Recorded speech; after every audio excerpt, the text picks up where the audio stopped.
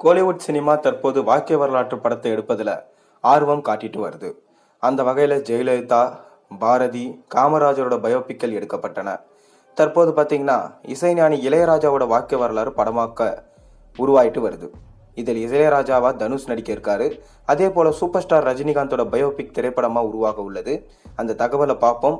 அதுக்கு முன்னாடி சேனலுக்கு சப்ஸ்கிரைப் பண்ணாதவங்க சப்ஸ்கிரைப் பண்ணிட்டு வீடியோக்கு லைக் பண்ணிட்டு வாங்க வீடியோக்குள்ள போகலாம். சூப்பர் ஸ்டார் யாருன்னு கேட்டால் சின்ன குழந்தையும் சொல்லும் என்ற பாடல் வெளியாகி பல ஆண்டுகள் ஆனாலும் அந்த பாடல் இன்றைய காலகட்டத்திற்கும் பொருந்தியிருக்கு.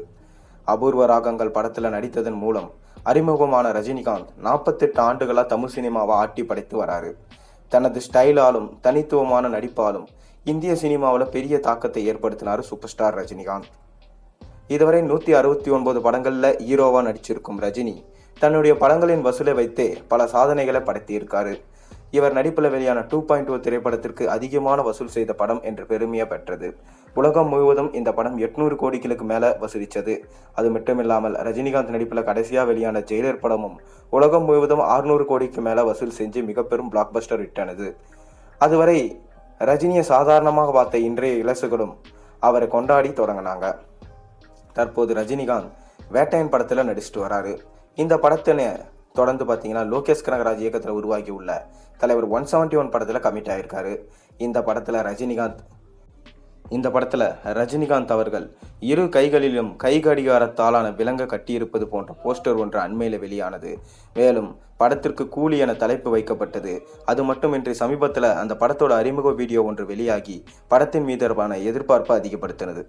இந்நிலையில் நடிகர் ரஜினிகாந்தோட வாழ்க்கை வரலாறு திரைப்படமாக உருவாக உள்ளதா சினிமா வட்டாரத்தில் தகவல் கசிஞ்சிருக்கு. இந்த படத்தை பிரபல பாலிவுட் இயக்குனரும் தயாரிப்பாளருமான சஜித் நந்தியேவாலா தயாரிக்க இருப்பதாக சொல்லப்படுது. இவர் ஏற்கனவே 83, சூப்பர் 30, கிக் உள்ளிட்ட படங்களை தயாரித்தவர்.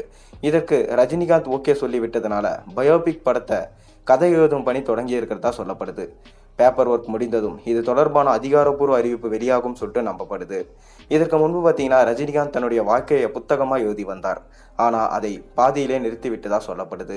இது குறித்து பாலச்சந்தர் ஒருமுறை அவரிடம் கேட்டபோது, வரலாற்று எழுதினா அதில் முழுவதும் உண்மை இருக்க வேண்டும், அந்த தைரியம் தனக்கு இல்லைன்னு சொல்லிட்டு அவர் சொல்லி மறுத்துட்டு இருக்காரு.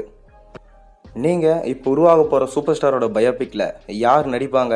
தமிழ் ஹீரோவா இல்லை பாலிவுட் ஹீரோவா இல்லை ரஜினிகாந்தே நடித்தா நல்லா இருக்குமான்றது உங்களோட கருத்துக்களை மறக்காமல் கீழே கமெண்ட்டில் சொல்லுங்கள். மேலும் சேனலில் போகிற ஒரு நிமிஷம் மறக்காமல் சப்ஸ்கிரைப் பண்ணுங்கள், லைக் பண்ணுங்கள், பெல் ஐக்கனை ப்ரெஸ் பண்ணுங்கள்.